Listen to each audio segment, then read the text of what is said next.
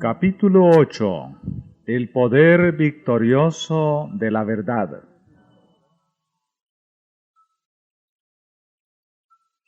Un nuevo emperador, Carlos V, había ascendido al trono de Alemania, y los emisarios de Roma se apresuraron a presentarle sus plácemes, y procuraron que el monarca emplease su poder contra la reforma.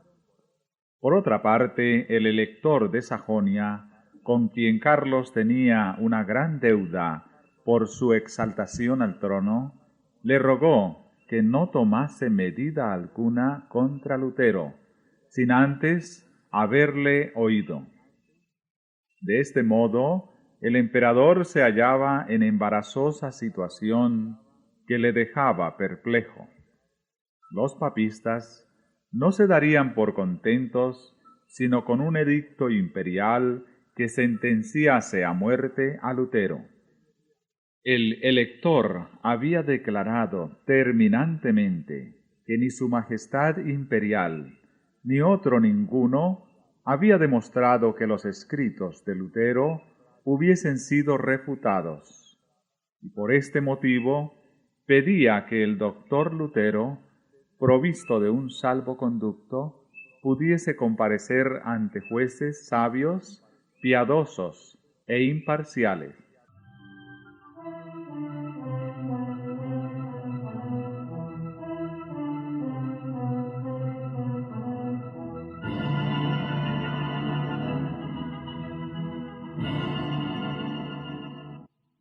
La atención general se fijó en la reunión de los estados alemanes convocada en Worms, a poco de haber sido elevado Carlos al trono.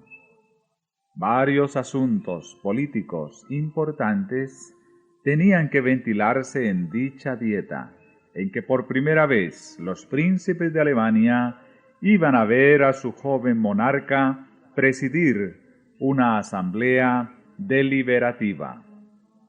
De todas partes del imperio acudieron los altos dignatarios de la Iglesia y del Estado, nobles, hidalgos, señores de elevada jerarquía, poderosos y celosos de sus derechos hereditarios, representantes del alto clero que ostentaban su categoría y superioridad, palaciegos seguidos de sus guardas armados, y embajadores de tierras extrañas y lejanas. Todos se juntaron en Worms. Con todo, el asunto que despertaba más interés en aquella vasta asamblea era la causa del reformador sajón.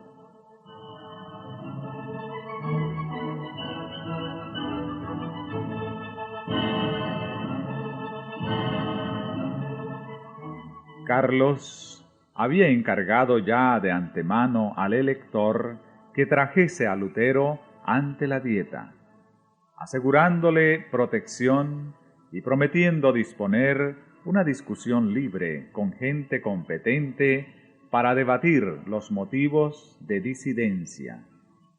Lutero, por su parte, ansiaba comparecer ante el monarca. Su salud, por entonces, no estaba muy buena. No obstante, escribió al elector: «Si no puedo ir a Worms bueno y sano, me haré llevar enfermo allá, porque si el emperador me llama, no puedo dudar que sea un llamamiento de Dios. Si quieren usar de violencia contra mí, lo cual parece probable, puesto que no es para instruirse por lo que me hacen comparecer, lo confío todo en manos del Señor. Aún vive y reina el que conservó ilesos a los mancebos en la hornalla. Si no me quiere salvar, poco vale mi vida. Impidamos solamente que el Evangelio sea expuesto al vilipendio de los impíos, y derramemos nuestra sangre por él, para que no triunfen. ¿Será acaso mi vida o mi muerte la que más contribuirá a la salvación de todos? Esperadlo todo de mí, menos la fuga y la retractación. Huir no puedo, y retractarme mucho menos.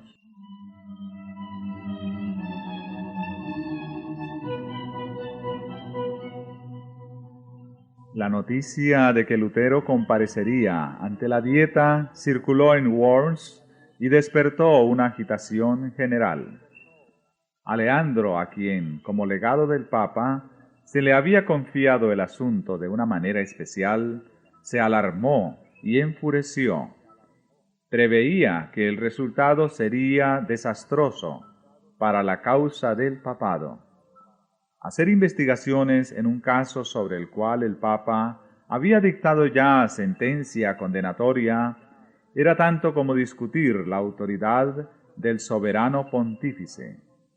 Además de esto, temía que los elocuentes y poderosos argumentos de este hombre apartasen de la causa del Papa a muchos de los príncipes.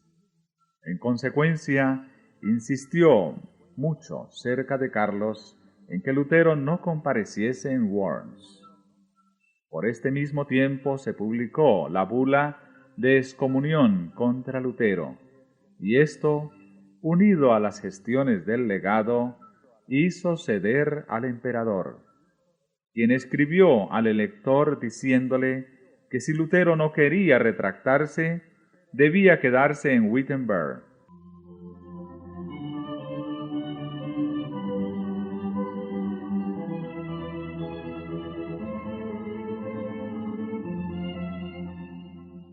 No bastaba este triunfo para Aleandro, el cual siguió intrigando para conseguir también la condenación de Lutero.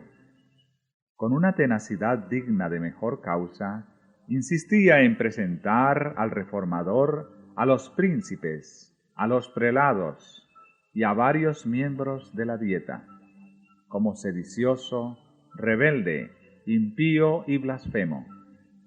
Pero la vehemencia y la pasión de que daba pruebas el legado revelaban a las claras el espíritu de que estaba animado.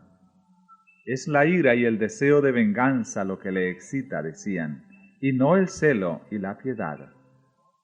La mayoría de los miembros de la Dieta estaban más dispuestos que nunca a ver con benevolencia la causa del reformador y a inclinarse en su favor.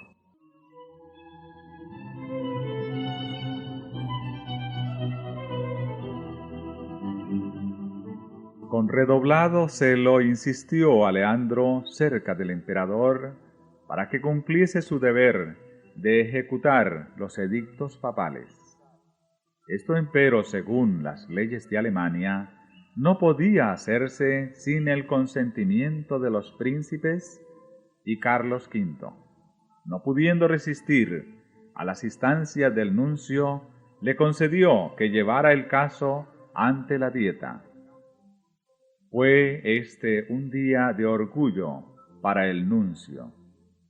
La asamblea era grande y el negocio era aún mayor.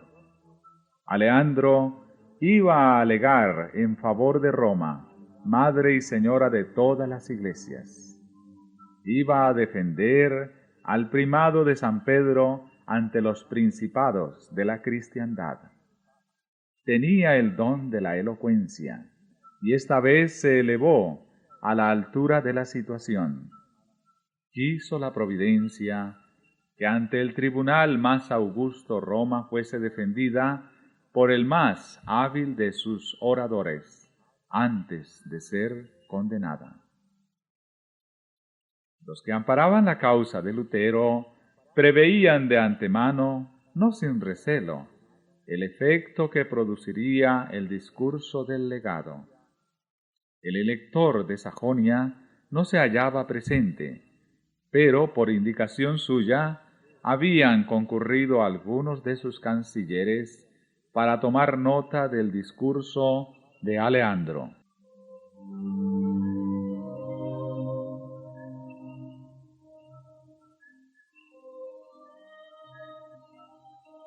Con todo el poder de la instrucción y la elocuencia se propuso a Leandro derrocar la verdad.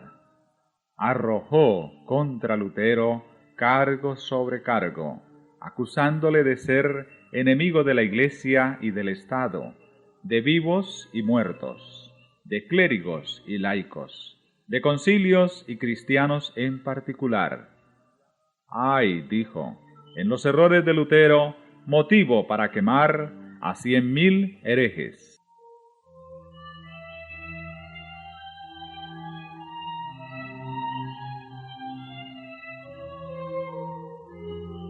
En conclusión, procuró vilipendiar a los adherentes de la fe reformada, diciendo: ¿qué son todos estos luteranos? Un puñado de gramáticos insolentes, de sacerdotes enviciados, de frailes disolutos, abogados ignorantes, nobles degradados y populacho pervertido y seducido. Cuánto más numeroso, más hábil, más poderoso es el partido católico. Un decreto unánime de esta ilustre asamblea iluminará a los sencillos, advertirá a los incautos, decidirá a los que dudan, fortalecerá a los débiles.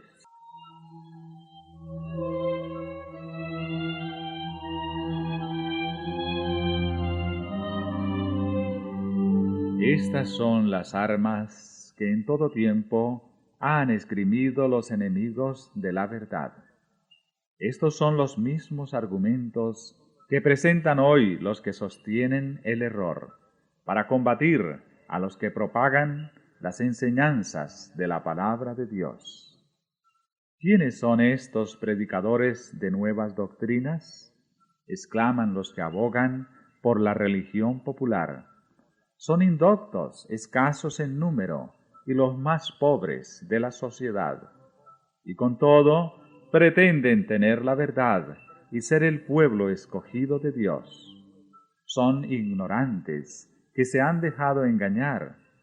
Cuán superior es en número e influencia nuestra Iglesia. Cuántos hombres grandes e ilustrados hay entre nosotros. Cuánto más grande es el poder que está de nuestra parte. Estos son los argumentos que más sacan a relucir y que parecen tener influencia en el mundo, pero que no son ahora de más peso que en los días del gran reformador.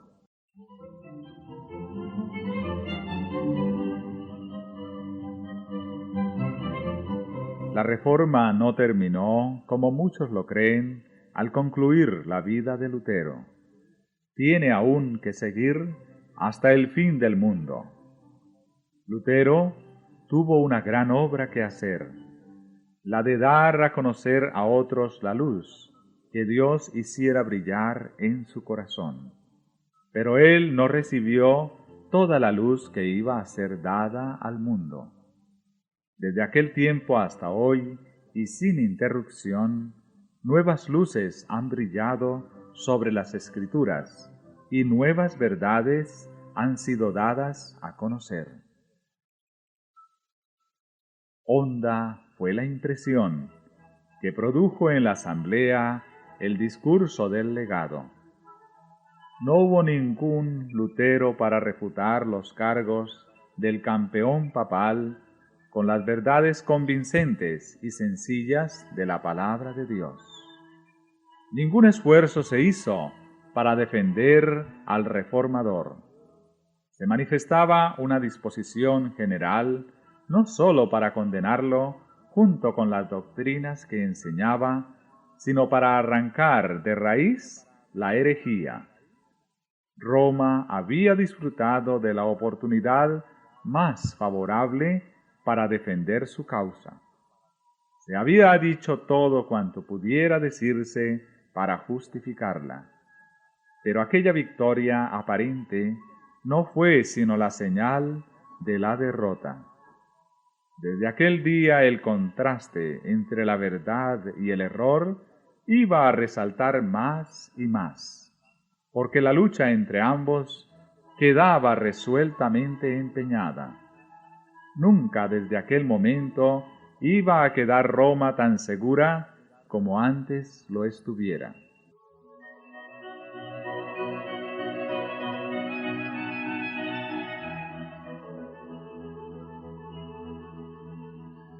En tanto que la mayoría de los miembros de la Dieta no hubieran vacilado en entregar a Lutero a la venganza de Roma, no eran pocos los que echaban de ver con dolor la corrupción que prevalecía en la Iglesia y deseaban que se concluyera con los abusos que sufría el pueblo alemán como consecuencia de la degradación e inmoralidad del clero. El legado había presentado al gobierno del Papa del modo más favorable, pero entonces el Señor movió a uno de los miembros de la Dieta a que hiciese una verdadera exposición de los efectos de la tiranía papal. Con noble firmeza el duque Jorge de Sajonia se levantó ante aquella asamblea de príncipes y expuso con aterradora exactitud los engaños y las abominaciones del papado y sus fatales consecuencias. En conclusión añadió: «He aquí indicados algunos de los abusos de que acusan a Roma.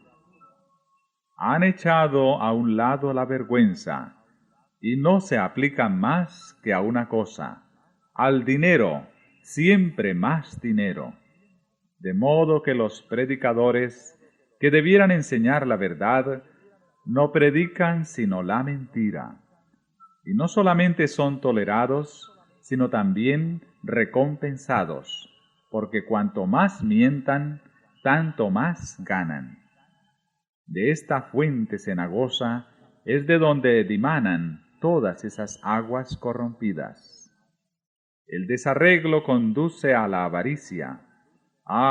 Es un escándalo que da el clero, precipitando así tantas almas a una condenación eterna.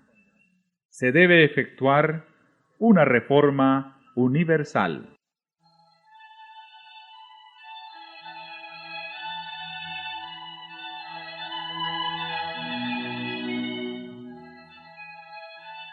Lutero mismo no hubiera podido hablar con tanta maestría y con tanta fuerza contra los abusos de Roma, y la circunstancia de ser el orador un declarado enemigo del reformador daba más valor a sus palabras.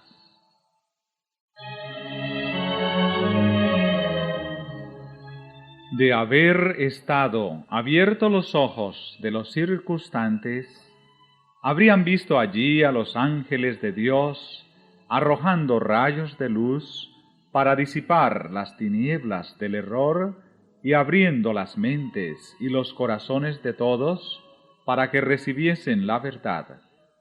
Era el poder del Dios de verdad y de sabiduría el que dominaba a los mismos adversarios de la Reforma y preparaba así el camino para la gran obra que iba a realizarse. Martín Lutero no estaba presente, pero la voz de uno más grande que Lutero se había dejado oír en la asamblea.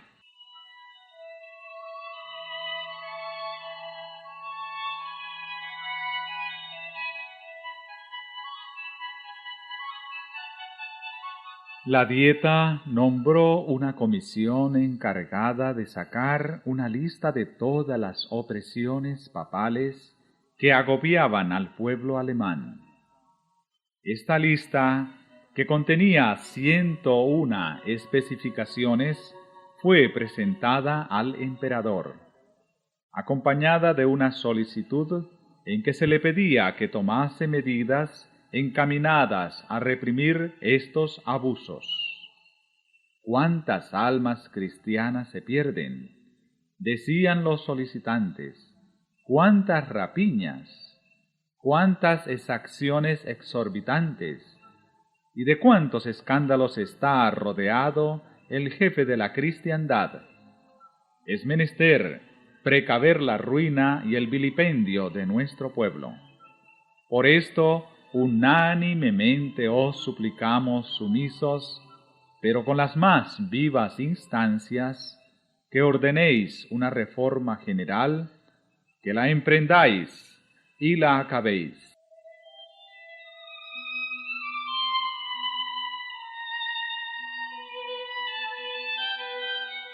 El concilio pidió entonces que compareciese ante él el reformador.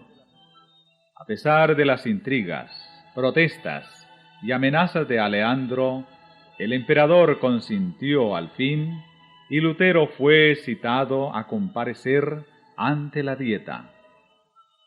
Con la notificación se expidió también un salvoconducto que garantizaba al reformador su regreso a un lugar seguro. Ambos documentos le fueron llevados por un heraldo encargado de conducir a Lutero de Wittenberg a Worms.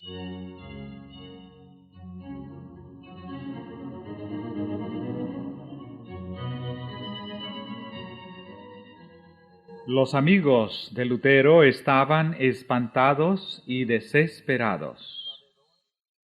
Sabedores del prejuicio y de la enemistad que contra él reinaban, pensaban que ni aun el salvoconducto sería respetado y le aconsejaban que no expusiese su vida al peligro. Pero él replicó: los papistas no deseaban que yo fuese a Worms, pero sí mi condenación y mi muerte. No importa, rogad, no por mí, sino por la palabra de Dios. Cristo me dará su espíritu para vencer a estos ministros del error. Yo los desprecio durante mi vida y triunfaré de ellos con mi muerte. En Worms se agitan para hacer que me retracte. He aquí cuál será mi retractación. Antes decía que el Papa era el vicario de Cristo. Ahora digo que es el adversario del Señor y el apóstol del diablo.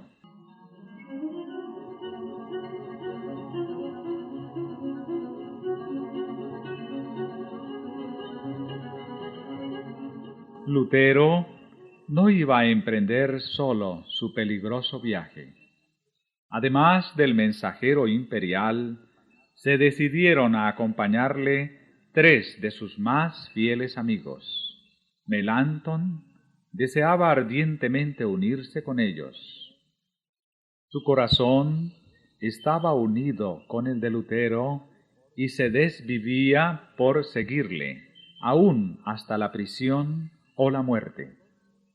Pero sus ruegos fueron inútiles. Si sucumbía Lutero, las esperanzas de la Reforma quedarían cifradas en los esfuerzos de su joven colaborador. Al despedirse de él, díjole el reformador: si yo no vuelvo, caro hermano, y mis enemigos me matan, no ceses de enseñar la verdad y permanecer firme en ella. Trabaja en mi lugar. Si tú vives, poco importa que yo perezca. Los estudiantes y los vecinos que se habían reunido para ver partir a Lutero estaban hondamente conmovidos. Una multitud de personas cuyos corazones habían sido tocados por el Evangelio le despidieron con llantos. Así salieron de Wittenberg el reformador y sus acompañantes.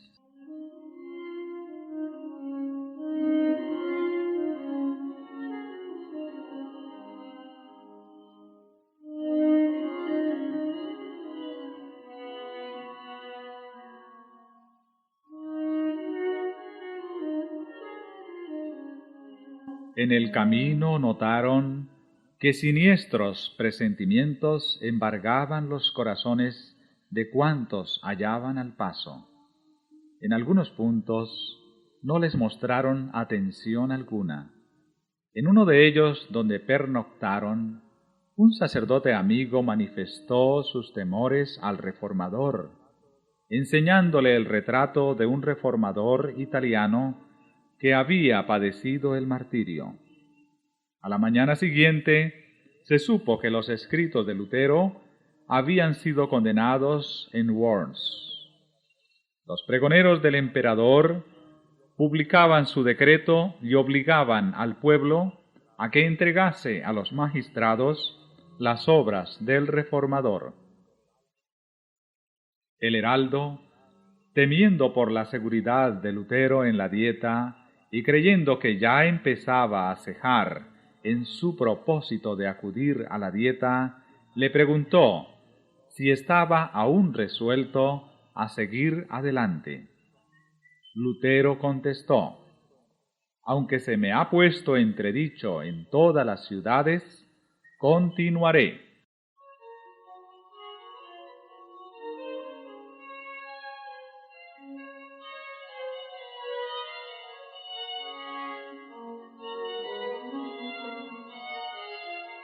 En Erfurt, Lutero fue recibido con honra.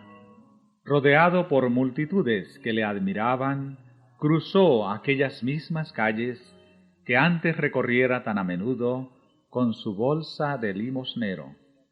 Visitó la celda de su convento y meditó en las luchas mediante las cuales la luz que ahora inundaba Alemania había penetrado en su alma. Deseaban oírle predicar. Esto le era prohibido, pero el heraldo dio su consentimiento, y el mismo que había sido fraile sirviente del convento ocupó ahora el púlpito.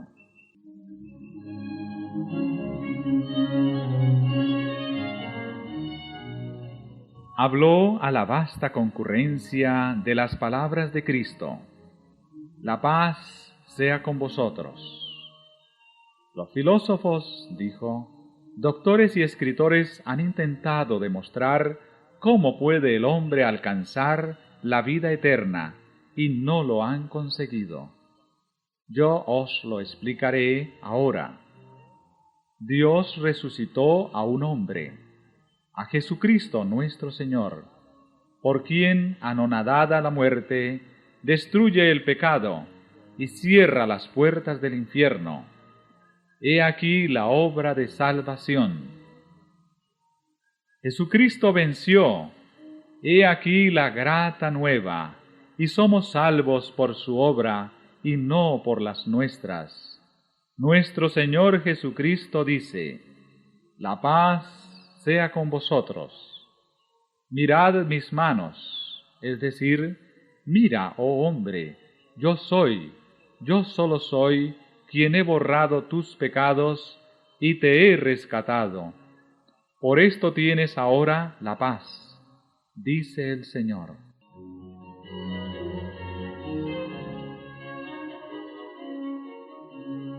Y siguió explicando cómo la verdadera fe se manifiesta en una vida santa. Puesto que Dios nos ha salvado, obremos de un modo digno de su aprobación. ¿Eres rico? Sirvan tus bienes a los pobres. ¿Eres pobre? Tu labor sirva a los ricos. Si tu trabajo no es útil más que para ti mismo, el servicio que pretendes hacer a Dios no es más que mentira.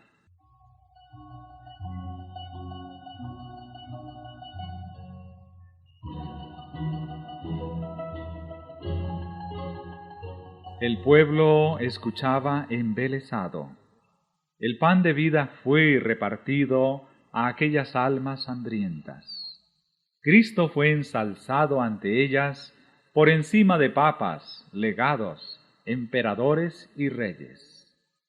No dijo Lutero una palabra tocante a su peligrosa situación. No quería hacerse objeto de los pensamientos y de las simpatías. En la contemplación de Cristo se perdía de vista a sí mismo, se ocultaba detrás del hombre del Calvario y sólo procuraba presentar a Jesús como Redentor de los pecadores.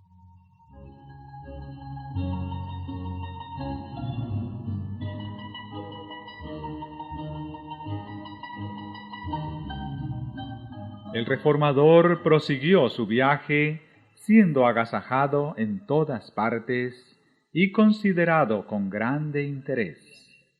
Las gentes salían presurosas a su encuentro, y algunos amigos le ponían en guardia contra el propósito hostil que respecto de él acariciaban los romanistas. «Os echarán en una hoguera», le decían, «y os reducirán a cenizas como lo hicieron con Juan Hus».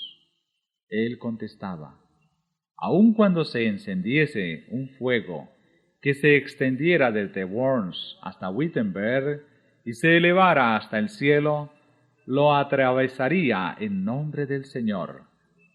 Compareceré ante ellos, entraré en la boca de ese behemoth, romperé sus dientes y confesaré a nuestro Señor Jesucristo».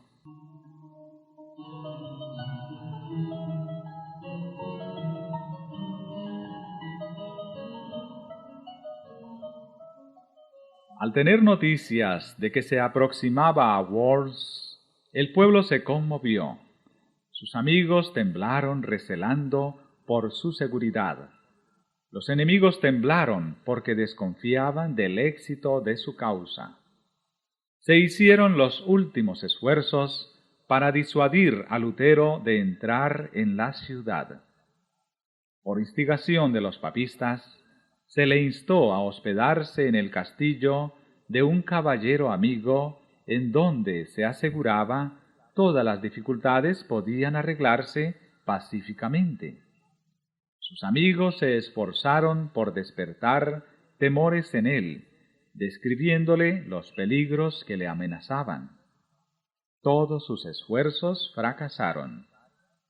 Lutero, sin inmutarse, dijo: «Aunque haya tantos diablos en Worms, cuantas tejas hay en los techos, entraré allí».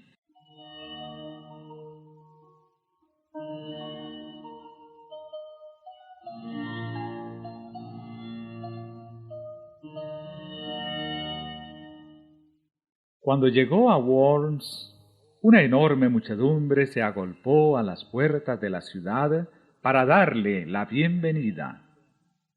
No se había reunido un concurso tan grande para saludar la llegada del emperador mismo. La agitación era intensa, y de en medio del gentío se elevó una voz quejumbrosa que cantaba una endecha fúnebre, como tratando de avisar a Lutero de la suerte que le estaba reservada. «Dios será mi defensa», dijo él al apearse de su carruaje.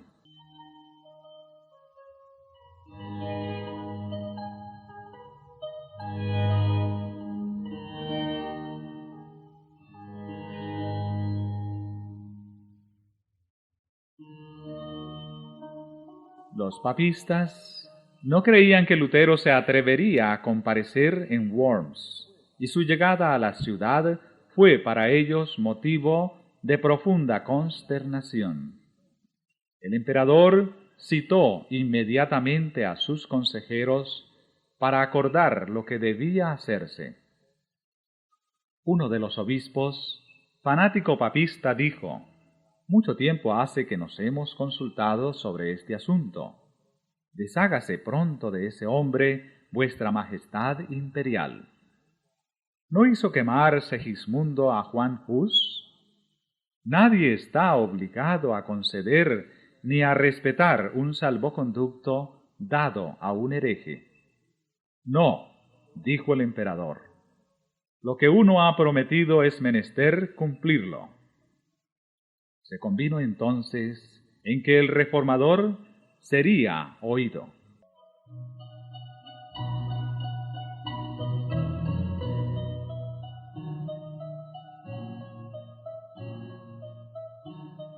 Todos ansiaban ver a aquel hombre tan notable, y en inmenso número se agolparon junto a la casa en donde se hospedaba. Hacía poco que Lutero se había repuesto de la enfermedad que poco antes le aquejara. Estaba debilitado por el viaje que había durado 2 semanas enteras. Debía prepararse para los animados acontecimientos del día siguiente y necesitaba quietud y reposo. Era tan grande la curiosidad que tenían todos por verlo, que no bien había descansado unas pocas horas, cuando llegaron a la posada de Lutero condes, varones, caballeros, hidalgos, eclesiásticos y ciudadanos que ansiaban ser recibidos por él. Entre estos visitantes se contaban algunos de aquellos nobles que con tanta bizarría pidieran al emperador que emprendiera una reforma de los abusos de la Iglesia, y que decía Lutero, habían sido libertados por mi evangelio. Todos, amigos como enemigos, venían a ver al monje indómito, que los recibía con inalterable serenidad y a todos contestaba con saber y dignidad. Su porte era distinguido y resuelto. Su rostro delicado y pálido dejaba ver huellas de cansancio y enfermedad, a la vez que una mezcla de bondad y gozo. Sus palabras, impregnadas de solemnidad y profundo fervor, le daban un poder que sus mismos enemigos no podían resistir. Amigos y enemigos estaban maravillados. Algunos estaban convencidos de que le asistía una fuerza divina. Otros decían de él lo que los fariseos decían de Cristo: demonio tiene.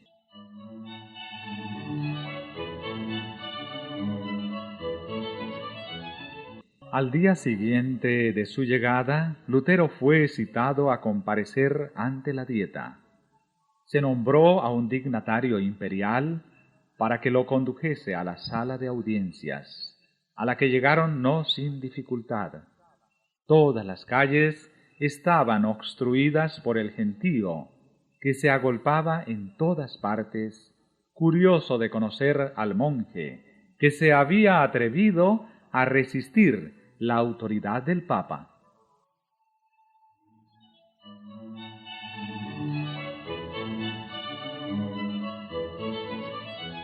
En el momento en que entraba en la presencia de sus jueces, un viejo general, héroe de muchas batallas, le dijo en tono bondadoso: Frailecito, frailecito, haces frente a una empresa tan ardua que ni yo ni otros capitanes hemos visto jamás tal en nuestros más sangrientos combates. Pero si tu causa es justa, y si estás convencido de ello, avanza en nombre de Dios, y nada temas. Dios no te abandonará.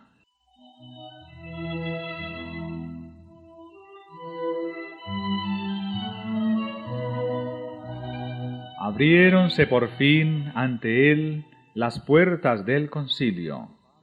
El emperador ocupaba el trono, rodeado de los más ilustres personajes del imperio. Ningún hombre compareció jamás ante una asamblea tan imponente como aquella ante la cual compareció Martín Lutero para dar cuenta de su fe. Esta comparecencia era ya un manifiesto triunfo conseguido sobre el papismo. El Papa había condenado a este hombre, y él se hallaba ante un tribunal que se colocaba así sobre el Papa. El Papa le había puesto en entredicho y expulsado de toda sociedad humana, y sin embargo se le había convocado con términos honrosos e introducido ante la más augusta asamblea del universo. El Papa le había impuesto silencio, él iba a hablar delante de miles de oyentes reunidos de los países más remotos de la cristiandad. Una revolución sin límites se había cumplido así por medio de Lutero. Roma bajaba ya de su trono, y era la palabra de un fraile la que le hacía descender.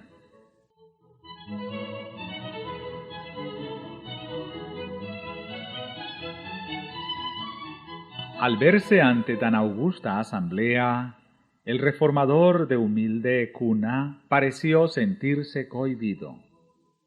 Algunos de los príncipes, observando su emoción, se acercaron a él, y uno de ellos le dijo al oído: «No temáis a aquellos que no pueden matar más que el cuerpo, y que nada pueden contra el alma». Otro añadió también: «Cuando os entregaren ante los reyes y los gobernadores, no penséis cómo o qué habéis de hablar.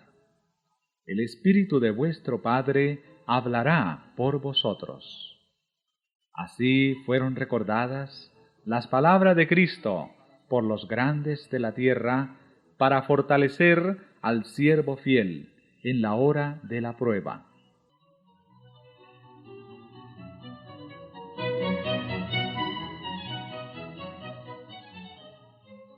Lutero fue conducido hasta un lugar situado frente al trono del emperador. Un profundo silencio reinó en la numerosa asamblea.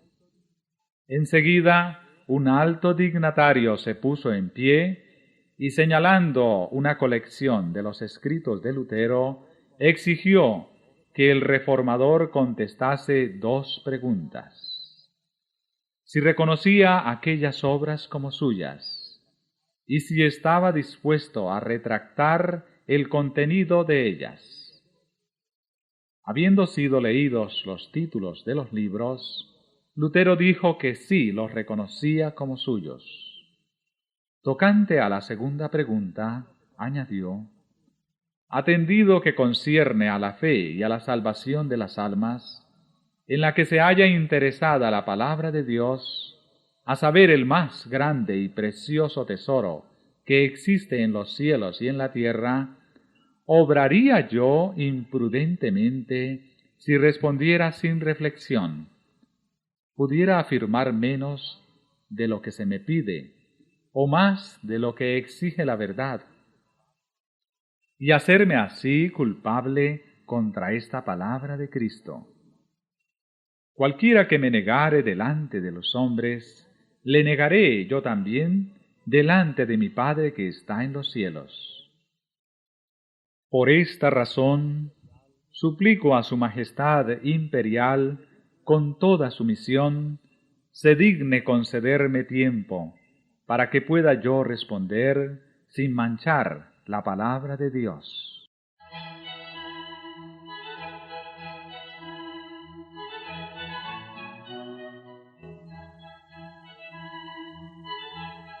Lutero obró discretamente al hacer esta súplica. Sus palabras convencieron a la asamblea de que él no hablaba movido por pasión ni arrebato. Esta reserva, esta calma tan sorprendente en semejante hombre, acreció su fuerza y le preparó para contestar más tarde con una sabiduría, una firmeza y una dignidad que iban a frustrar las esperanzas de sus adversarios y confundir su malicia y su orgullo.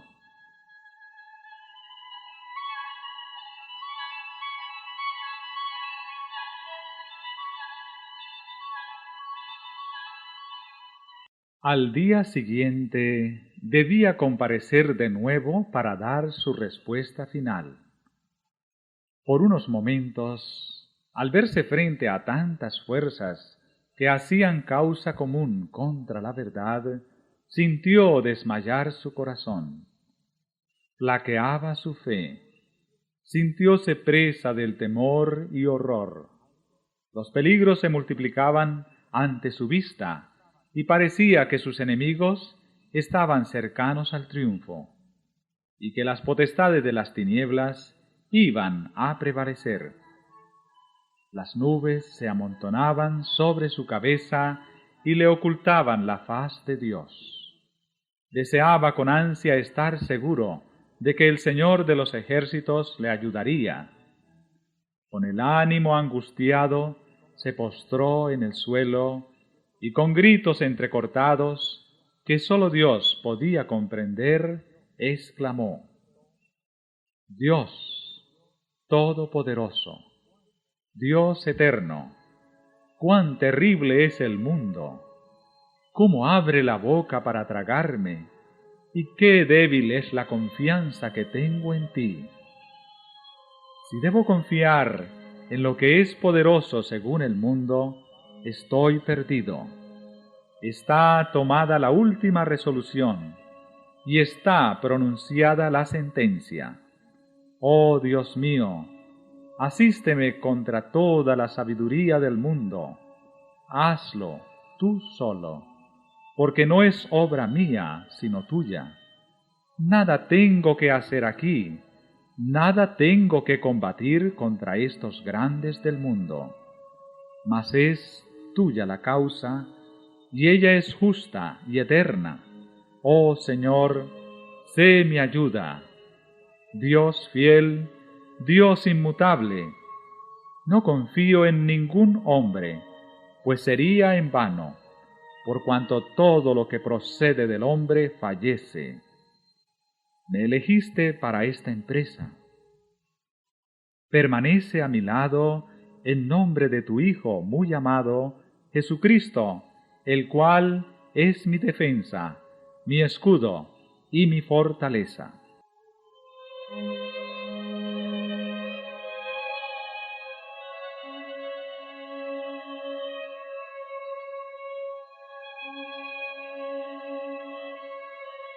Una sabia providencia permitió a Lutero apreciar debidamente el peligro que le amenazaba, para que no confiase en su propia fuerza y se arrojase al peligro con temeridad y presunción. Sin embargo, no era el temor del dolor corporal, ni de las terribles torturas que le amenazaban, ni la misma muerte que parecía tan cercana, lo que le abrumaba y le llenaba de terror. Había llegado al momento crítico y no se sentía capaz de hacerle frente. Temía que por su debilidad la causa de la verdad se malograra.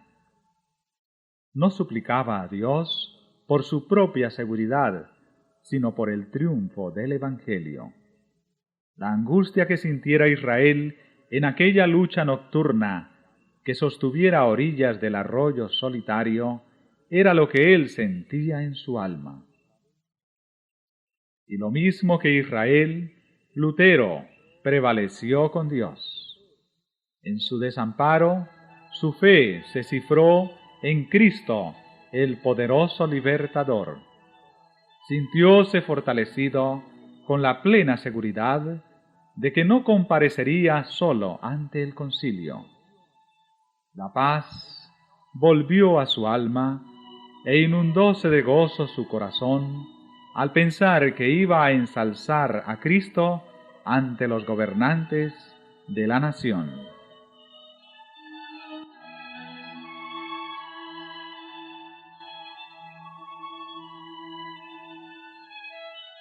Con el ánimo puesto en Dios, se preparó Lutero para la lucha que le aguardaba. Meditó un plan de defensa, examinó pasajes de sus propios escritos y sacó pruebas de las Santas Escrituras para sustentar sus proposiciones.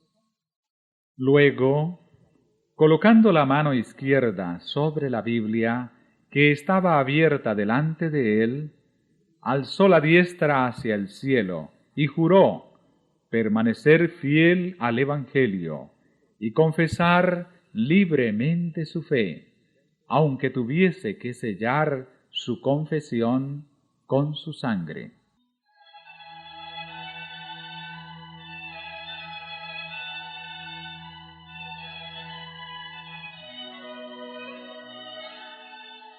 Cuando fue llevado nuevamente ante la dieta, no revelaba su semblante sombra alguna de temor ni de cortedad.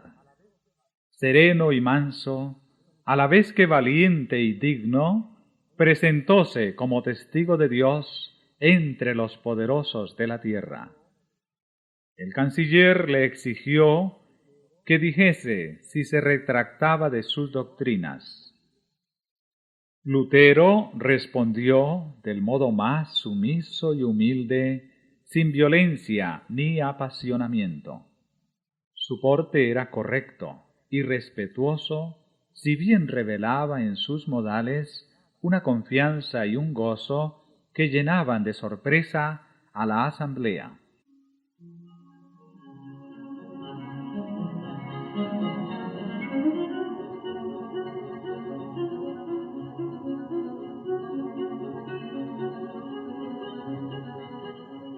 Serenísimo emperador, ilustres príncipes, benignidísimos señores, dijo Lutero, comparezco humildemente hoy ante vosotros, según la orden que se me comunicó ayer, suplicando por la misericordia de Dios a vuestra majestad y a vuestras augustas altezas, se dignen escuchar bondadosamente la defensa de una causa acerca de la cual tengo la convicción que es justa y verdadera.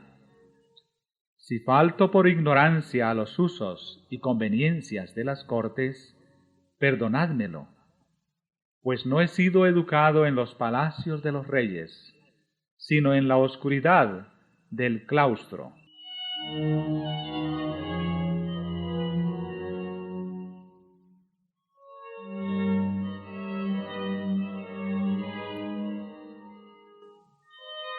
Entrando luego en el asunto pendiente, hizo constar que sus escritos no eran todos del mismo carácter. En algunos había tratado de la fe y de las buenas obras, y aun sus enemigos los declaraban no sólo inofensivos, sino hasta provechosos. Retractarse de ellos, dijo, sería condenar verdades que todo el mundo se gozaba en confesar. En otros escritos exponía los abusos y la corrupción del papado.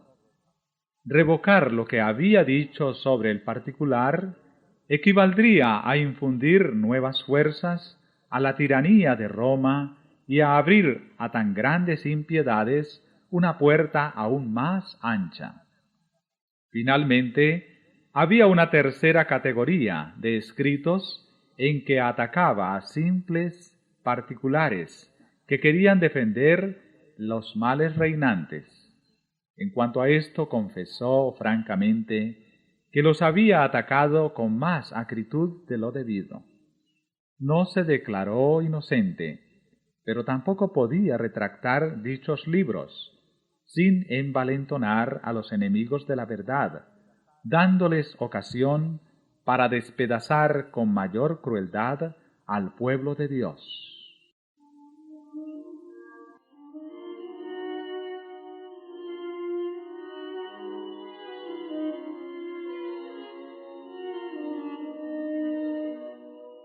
Sin embargo, añadió, soy un simple hombre y no Dios.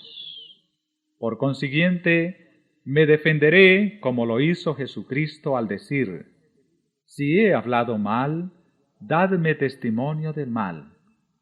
Os conjuro por el Dios de las misericordias, a vos, serenísimo emperador, y a vosotros, ilustres príncipes, y a todos los demás, de alta o baja graduación, a que me probéis por los escritos de los profetas y de los apóstoles que he errado. Así que me hayáis convencido, retractaré todos mis errores y seré el primero en echar mano de mis escritos para arrojarlos a las llamas.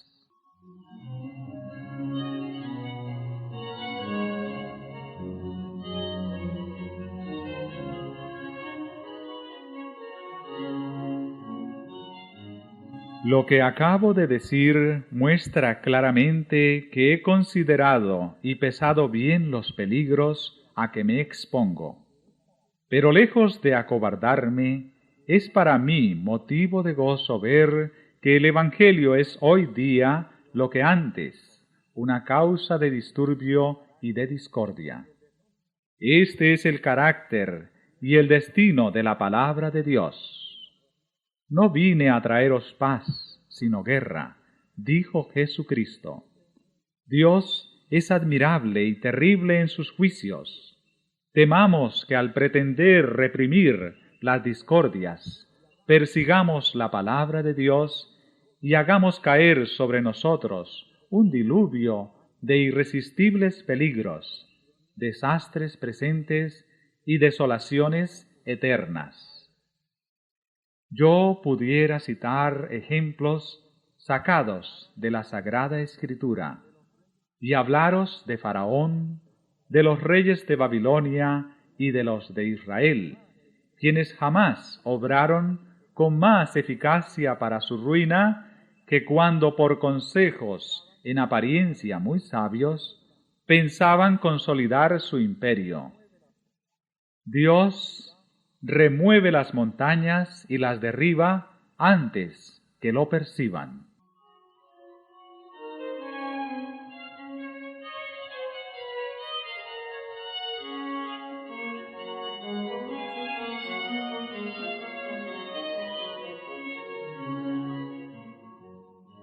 Lutero había hablado en alemán.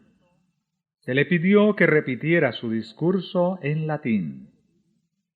Y aunque rendido por el primer esfuerzo, hizo lo que se le pedía y repitió su discurso en latín, con la misma energía y claridad que la primera vez. La providencia de Dios dirigió este asunto. La mente de muchos de los príncipes estaba tan cegada por el error y la superstición que la primera vez no apreciaron la fuerza de los argumentos de Lutero. Pero al repetirlos, el orador pudieron darse mejor cuenta de los puntos desarrollados por él.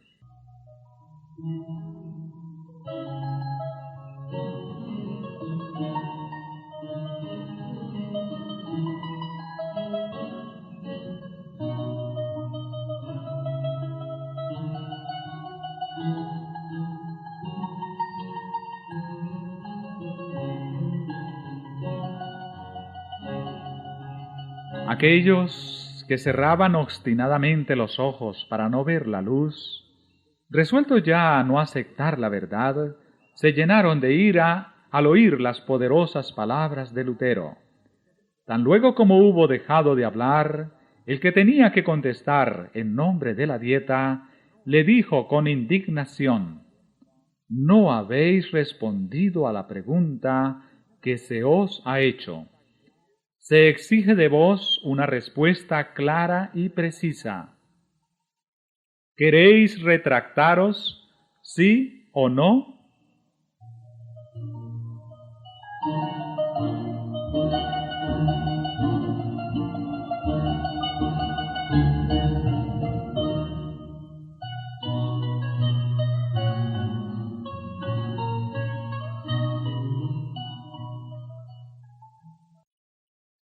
El reformador contestó: «Ya que su serenísima majestad y sus altezas exigen de mí una respuesta sencilla, clara y precisa, voy a darla, y es esta. Yo no puedo someter mi fe ni al Papa ni a los concilios, porque es tan claro como la luz del día que ellos han caído muchas veces en el error, así como en muchas contradicciones consigo mismos. Por lo cual, si no se me convence con testimonios bíblicos o con razones evidentes, y si no se me persuade con los mismos textos que yo he citado, y si no sujetan mi conciencia a la palabra de Dios, Yo no puedo, ni quiero retractar nada, por no ser digno de un cristiano hablar contra su conciencia. Heme aquí. No me es dable hacerlo de otro modo. Que Dios me ayude. Amén.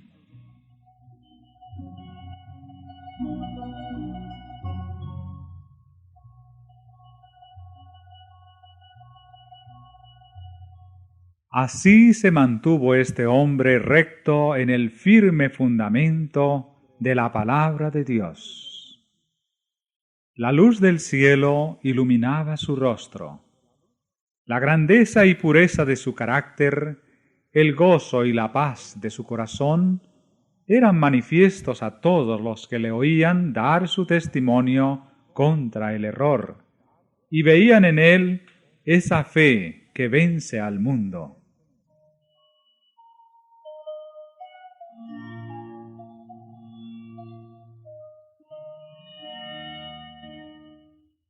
La asamblea entera quedó un rato muda de asombro. La primera vez había hablado Lutero en tono respetuoso y bajo, en actitud casi sumisa. Los romanistas habían interpretado todo esto como prueba evidente de que el valor empezaba a faltarle. Se habían figurado que la solicitud de un plazo para dar su contestación equivalía al preludio de su retractación. Carlos mismo, al notar no sin desprecio el hábito raído del fraile, su actitud tan llana, la sencillez de su oración, había exclamado: «Por cierto no será este monje el que me convierta en hereje». Pero el valor y la energía que esta vez desplegara, así como la fuerza y la claridad de sus argumentaciones, los dejaron a todos sorprendidos. El emperador, lleno de admiración, exclamó entonces: «El fraile habla con un corazón intrépido y con inmutable valor». Muchos de los príncipes alemanes veían con orgullo y satisfacción a este representante de su raza.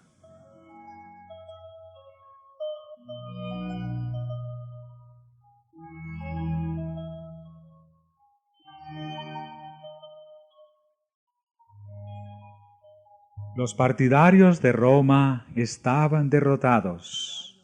Su causa ofrecía un aspecto muy desfavorable. Procuraron conservar su poderío, no por medio de las Escrituras, sino apelando a las amenazas, como lo hace siempre Roma en semejantes casos. El orador de la Dieta dijo: «Si no te retractas, el emperador y los estados del imperio verán lo que debe hacerse con un hereje obstinado».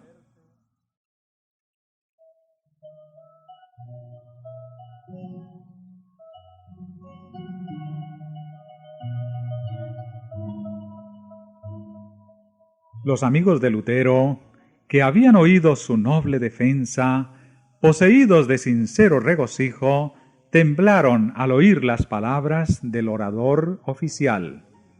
Pero el doctor mismo, con toda calma, repuso: «Dios me ayude, porque de nada puedo retractarme».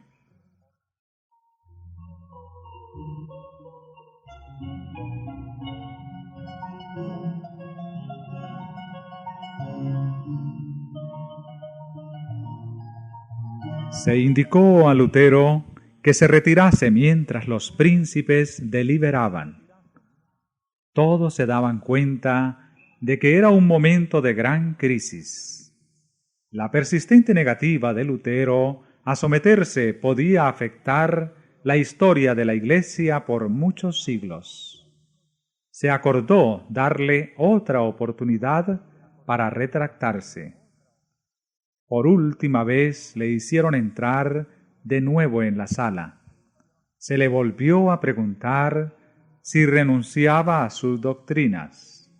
Contestó: «No tengo otra respuesta que dar que la que he dado». Era ya bien claro y evidente que no podrían inducirle a ceder, ni de grado ni por fuerza, a las exigencias de Roma.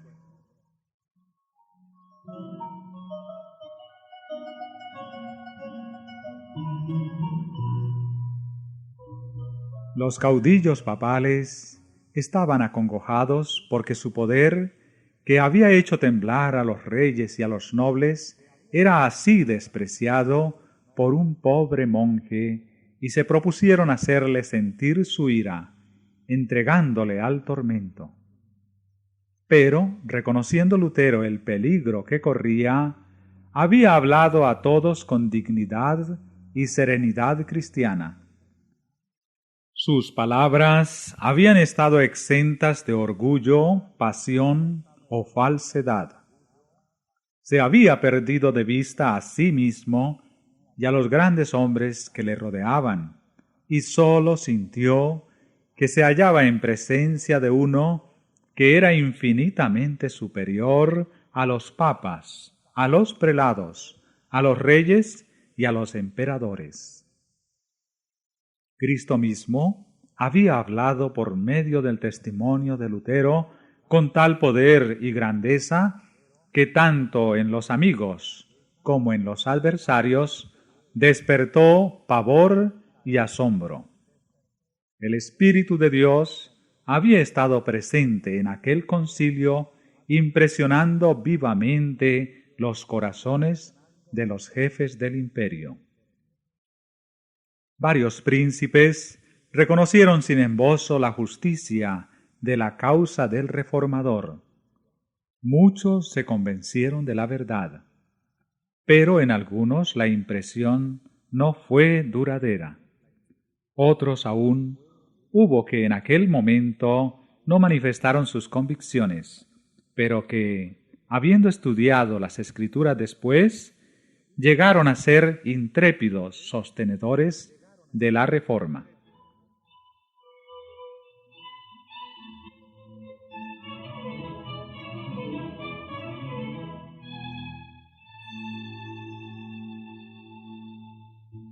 El elector Federico había aguardado con ansiedad la comparecencia de Lutero ante la Dieta y escuchó su discurso con profunda emoción. Experimentó regocijo y orgullo al presenciar el valor del fraile, su firmeza y el modo en que se mostraba dueño de sí mismo, y resolvió defenderle con mayor firmeza que antes. Comparó entre sí a ambas partes contendientes y vio que la sabiduría de los papas, de los reyes y de los prelados había sido anulada por el poder de la verdad. El papado había sufrido una derrota que iba a dejarse sentir en todas las naciones al través de los siglos.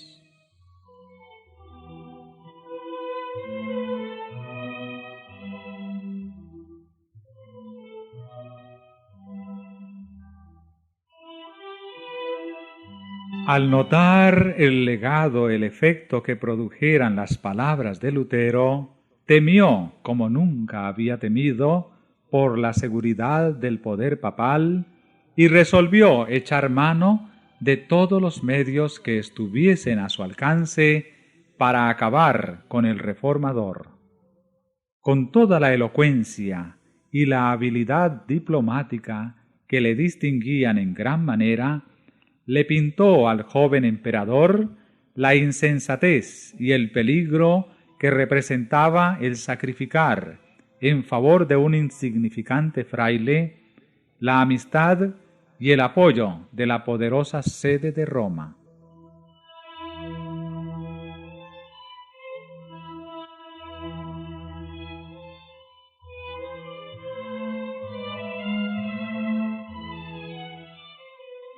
Sus palabras no fueron inútiles. El día después de la respuesta de Lutero, Carlos mandó a la Dieta un mensaje en que manifestaba su determinación de seguir la política de sus antecesores, de sostener y proteger la religión romana. Ya que Lutero se negaba a renunciar a sus errores, se tomarían las medidas más enérgicas contra él y contra las herejías que enseñaba. Un solo fraile, extraviado por su propia locura, se levanta contra la fe de la cristiandad. Sacrificaré mis reinos, mi poder, mis amigos, mis tesoros, mi cuerpo, mi sangre, mi espíritu y mi vida para contener esta impiedad. Voy a despedir al Augustino Lutero, prohibiéndole causar el más leve tumulto entre el pueblo. Enseguida procederé contra él y sus secuaces, como contra herejes declarados, por medio de la excomunión, de la suspensión y por todos los medios convenientes para destruirlos. Pido a los miembros de los estados que se conduzcan como fieles cristianos.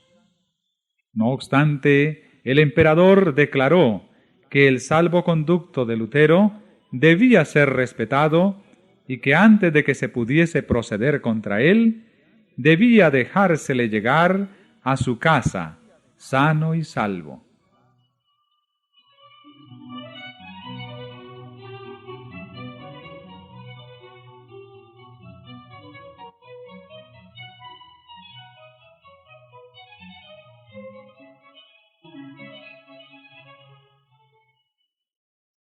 Dos opiniones encontradas fueron entonces propuestas por los miembros de la Dieta. Los emisarios y representantes del Papa solicitaron que el salvoconducto del reformador fuera violado.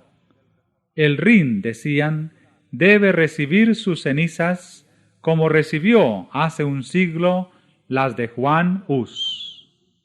Pero los príncipes alemanes, si bien papistas y enemigos jurados de Lutero, se opusieron a que se violara así la fe pública, alegando que aquello sería un baldón en el honor de la nación. Recordaron las calamidades que habían sobrevenido por la muerte de Juan Hus y declararon que ellos no se atrevían a acarrearlas a Alemania ni a su joven emperador. En respuesta a la vil propuesta, aun cuando la buena fe y la fidelidad fuesen desterradas del universo, deberían hallar refugio en el corazón de los príncipes. Pero los enemigos más encarnizados de Lutero siguieron hostigando al monarca para que hiciera con el reformador lo que Segismundo hiciera con Hus, abandonarle a la misericordia de la Iglesia. Pero Carlos V evocó la escena en que Hus, señalando las cadenas que le arrojaban, le recordó al monarca su palabra que había sido quebrantada, y contestó: «Yo no quiero sonrojarme como Segismundo».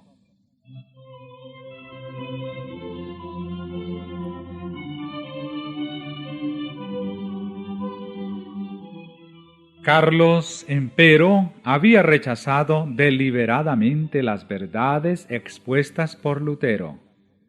El emperador había declarado: «Estoy firmemente resuelto a seguir el ejemplo de mis antepasados». Estaba decidido a no salirse del sendero de la costumbre, ni siquiera para ir por el camino de la verdad y de la rectitud. Por la razón de que sus padres lo habían sostenido, él también sostendría al papado y toda su crueldad y corrupción. De modo que se dispuso a no aceptar más luz que la que habían recibido sus padres y a no hacer cosa que ellos no hubiesen hecho.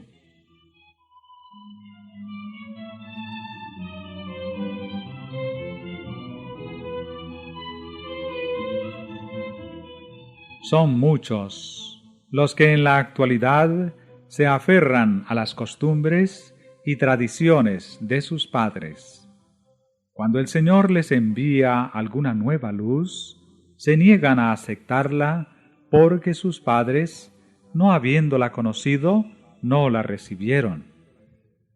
No estamos en la misma situación que nuestros padres, y por consiguiente, nuestros deberes y responsabilidades no son los mismos tampoco. No nos aprobará Dios si miramos el ejemplo de nuestros padres para determinar lo que es nuestro deber, en vez de escudriñar la Biblia por nosotros mismos. Nuestra responsabilidad es más grande que la de nuestros antepasados. Somos deudores por la luz que recibieron ellos y que nos entregaron como herencia, y deudores por la mayor luz que nos alumbra hoy, procedente de la palabra de Dios.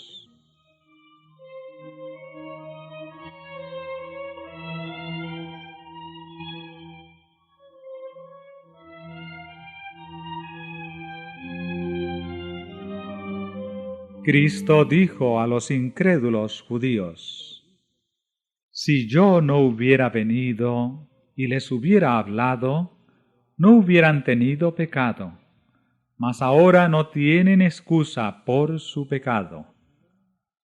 El mismo poder divino habló por boca de Lutero al emperador y a los príncipes de Alemania.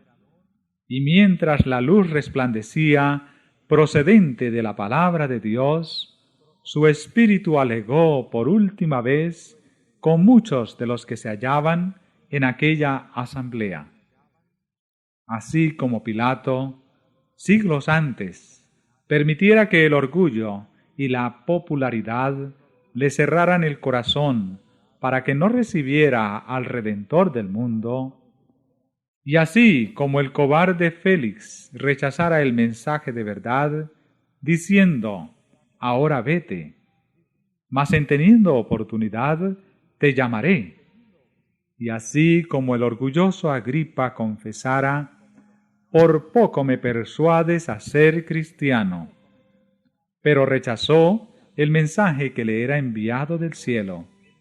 Así también Carlos V, cediendo a las instancias del orgullo y de la política del mundo, decidió rechazar la luz de la verdad.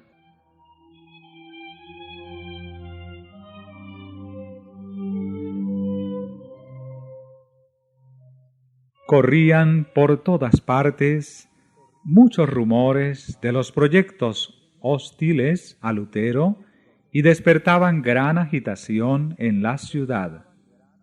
Lutero se había conquistado muchos amigos que, conociendo la traidora crueldad de Roma para con los que se atrevían a sacar a luz sus corrupciones, resolvieron evitar a todo trance que él fuese sacrificado.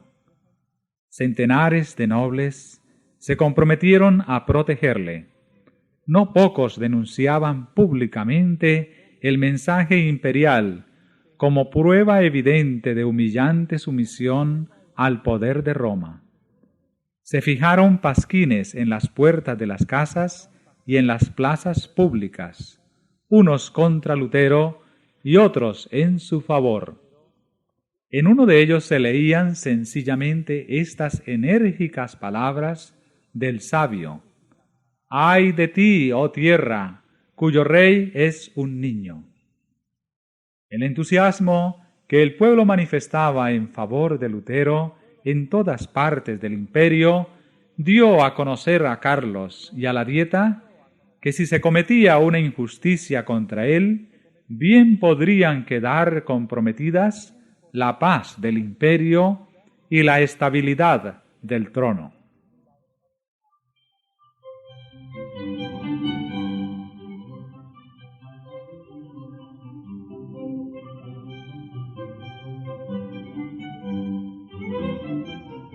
Federico de Sajonia observó una bien estudiada reserva. Ocultando cuidadosamente sus verdaderos sentimientos para con el reformador, y al mismo tiempo lo custodiaba con incansable vigilancia, observando todos sus movimientos y los de sus adversarios. Pero había muchos que no se cuidaban de ocultar su simpatía hacia Lutero. Era éste visitado por príncipes, condes, varones y otras personas de distinción, clérigos y laicos. El pequeño cuarto del doctor, escribía Spalatino, no podía contener a todos los que acudían a verle. El pueblo le miraba como si fuese algo más que humano, y aun los que no creían en sus enseñanzas no podían menos que admirar en él la sublime integridad que le hacía desafiar la muerte antes que violar los dictados de su conciencia.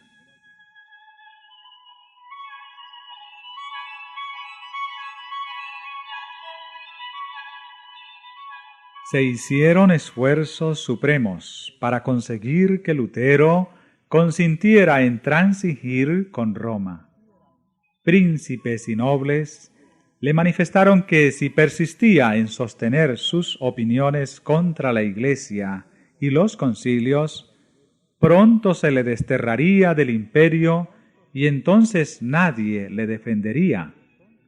A esto respondió el reformador: el Evangelio de Cristo no puede ser predicado sin escándalo. ¿Cómo es posible que el temor o aprehensión de los peligros me desprenda del Señor y de su palabra divina, que es la única verdad? No, antes daré mi cuerpo, mi sangre y mi vida.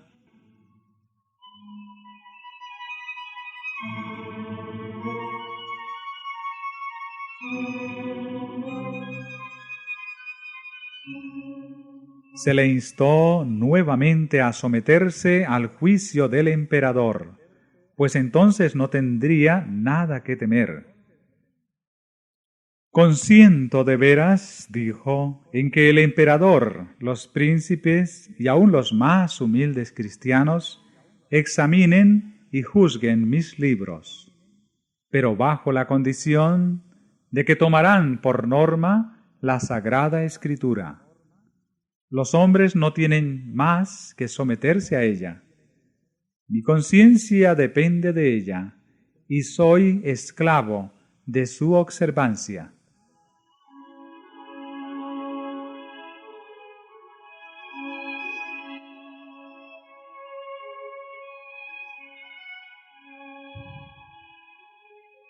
En respuesta a otra instancia dijo: consiento en renunciar al salvoconducto. Abandono mi persona y mi vida entre las manos del emperador, pero la palabra de Dios nunca. Expresó que estaba dispuesto a someterse al fallo de un concilio general, pero con la condición expresa de que el concilio juzgara según las Escrituras.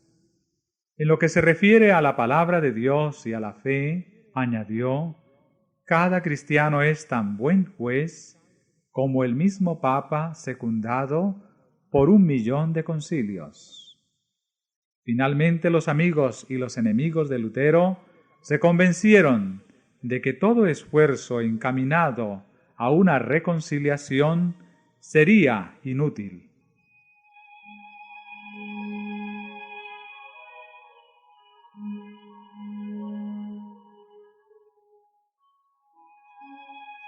Si el reformador hubiera cedido en un solo punto, Satanás y sus ejércitos habrían ganado la victoria. Pero la inquebrantable firmeza de él fue el medio de emancipar a la Iglesia y de iniciar una era nueva y mejor.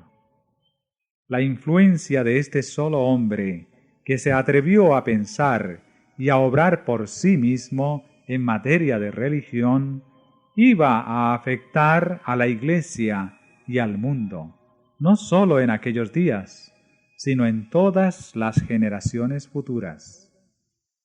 Su fidelidad y su firmeza fortalecerían la resolución de todos aquellos que, al través de los tiempos, pasaran por experiencias semejantes. El poder y la majestad de Dios prevalecieron sobre los consejos de los hombres y sobre el gran poder de Satanás.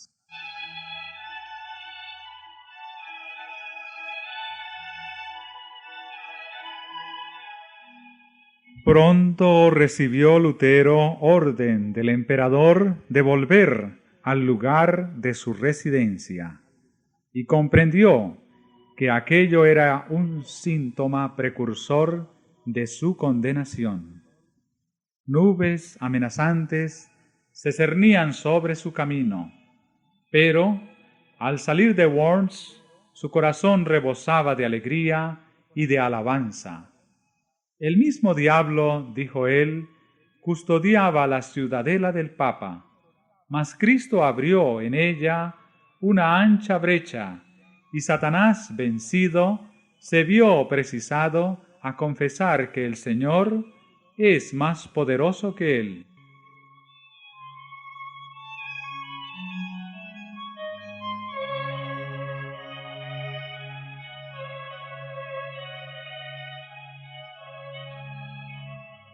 Después de su partida, deseoso aún de manifestar que su firmeza no había que tomarla por rebelión, escribió Lutero al emperador diciendo, entre otras cosas: Dios, que es el que lee en el interior de los corazones, me es testigo de que estoy pronto a obedecer con diligencia a vuestra majestad, así en lo próspero como en lo adverso, ya por la vida, ya por la muerte, exceptuando solo la palabra de Dios, por la que el hombre existe.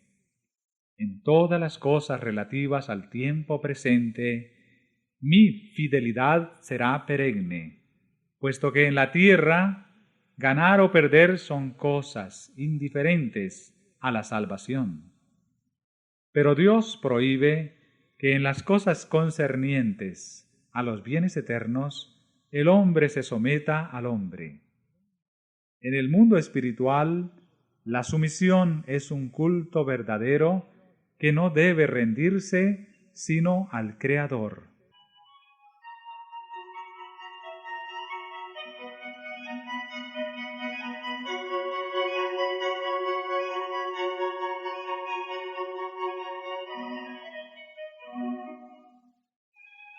En su viaje de regreso fue recibido en los pueblos del tránsito con más agasajos que los que se le tributaran al ir a Worms.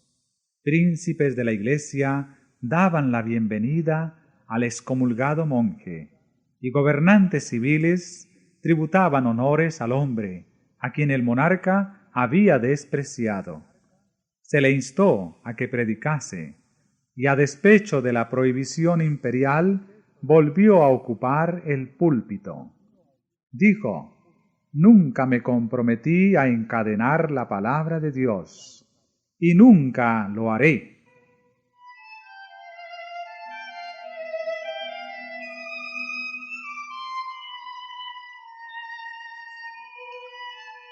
No hacía mucho que el reformador dejara a Worms, cuando los papistas consiguieron que el emperador expidiera contra él un edicto en el cual se le denunciaba como el mismo Satanás bajo la figura humana y envuelto con hábito de fraile.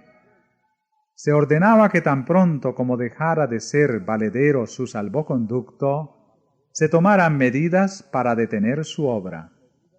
Se prohibía guarecerle, suministrarle alimento, bebida o socorro alguno, con obras o palabras, en público o en privado.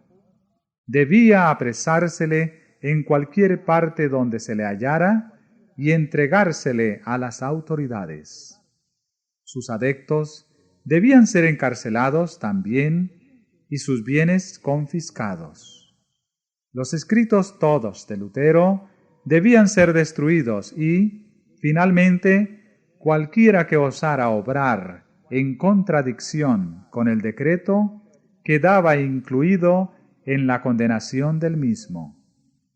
El elector de Sajona y los príncipes más adictos a Lutero habían salido ya de Worms, y el decreto del emperador recibió la sanción de la Dieta.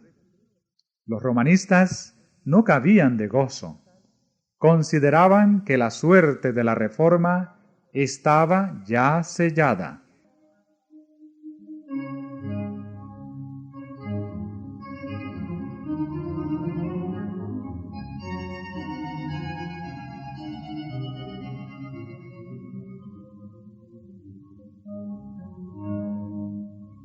Pero Dios había provisto un medio de escape para su siervo en aquella hora de peligro.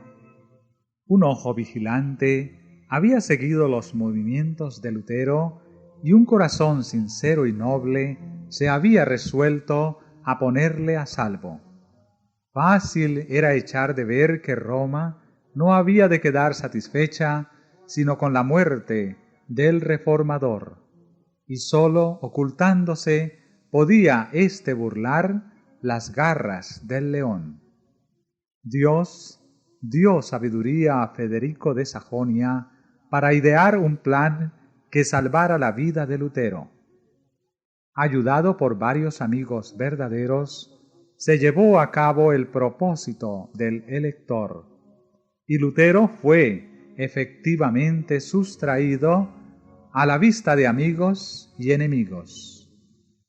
Mientras regresaba a su residencia, se vio rodeado de repente, separado de sus acompañantes y llevado por fuerza a través de los bosques al castillo de Warburg, fortaleza que se alzaba sobre una montaña aislada. Tanto su secuestro como su escondite fueron rodeados de tanto misterio que Federico mismo por mucho tiempo no supo dónde se hallaba el Reformador. Esta ignorancia tenía un propósito, pues mientras el elector no conociera el paradero del Reformador, no podía revelar nada. Se aseguró de que Lutero estuviera protegido y esto le bastaba.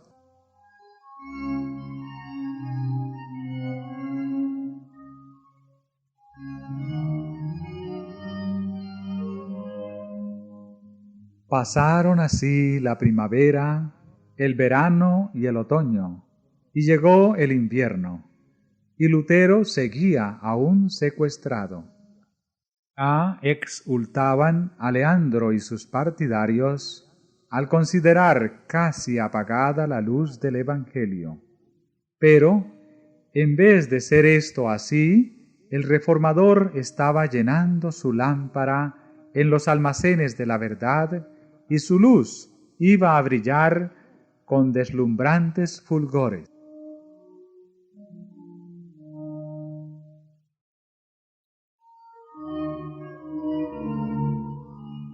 En la amigable seguridad que disfrutaba en la Warburg, congratulábase Lutero por haber sido sustraído por algún tiempo al calor y al alboroto del combate, pero no podía encontrar satisfacción en prolongado descanso. Acostumbrado a la vida activa y al rudo combate, no podía quedar mucho tiempo ocioso. En aquellos días de soledad tenía siempre presente la situación de la iglesia y exclamaba desesperado: ¡ay! Y que no haya nadie en este último día de su ira que quede en pie delante del Señor como un muro para salvar a Israel.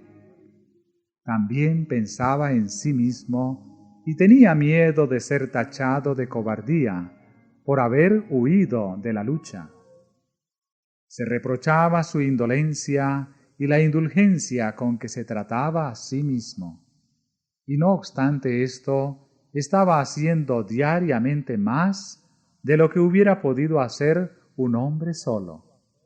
Su pluma no permanecía nunca ociosa. En el momento en que sus enemigos se lisonjeaban de haberle acallado, los asombraron y confundieron las pruebas tangibles de su actividad. Un sinnúmero de tratados provenientes de su pluma circulaban por toda Alemania.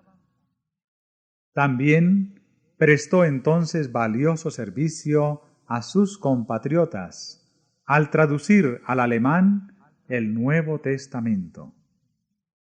Desde su Patmos, perdido entre riscos, siguió casi un año proclamando el Evangelio y censurando los pecados y los errores de su tiempo.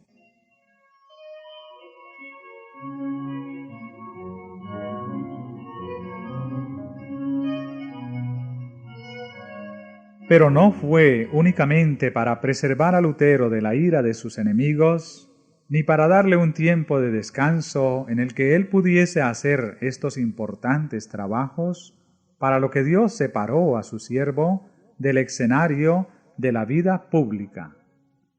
Había otros resultados más preciosos que alcanzar.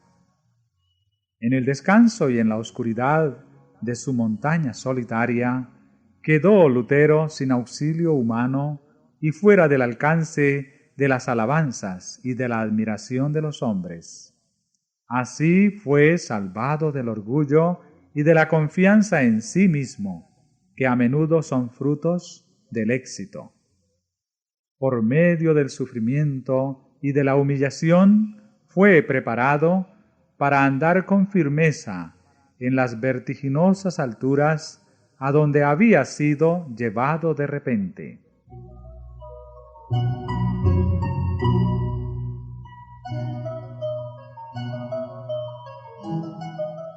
A la vez que los hombres se regocijan en la libertad que les da el conocimiento de la verdad, se sienten inclinados a ensalzar a aquellos de quienes Dios se ha valido para romper las cadenas de la superstición y del error.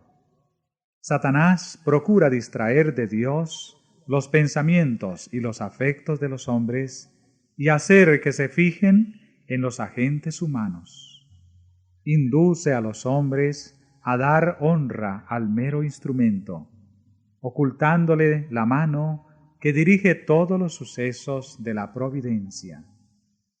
Con demasiada frecuencia acontece que los maestros religiosos, así alabados y reverenciados, pierden de vista su dependencia de Dios y sin sentirlo empiezan a confiar en sí mismos. Resulta entonces que quieren gobernar el espíritu y la conciencia del pueblo, el cual está dispuesto a considerarlos como guías en vez de mirar a la palabra de Dios. La obra de reforma ve así refrenada su marcha por el espíritu que domina a los que la sostienen. Dios quiso evitar este peligro a la reforma. Quiso que esa obra recibiese no la marca de los hombres, sino la impresión de Dios. Los ojos de los hombres estaban fijos en Lutero como en el expositor de la verdad, pero él fue arrebatado de en medio de ellos para que todas las miradas se dirigieran al eterno autor de la verdad.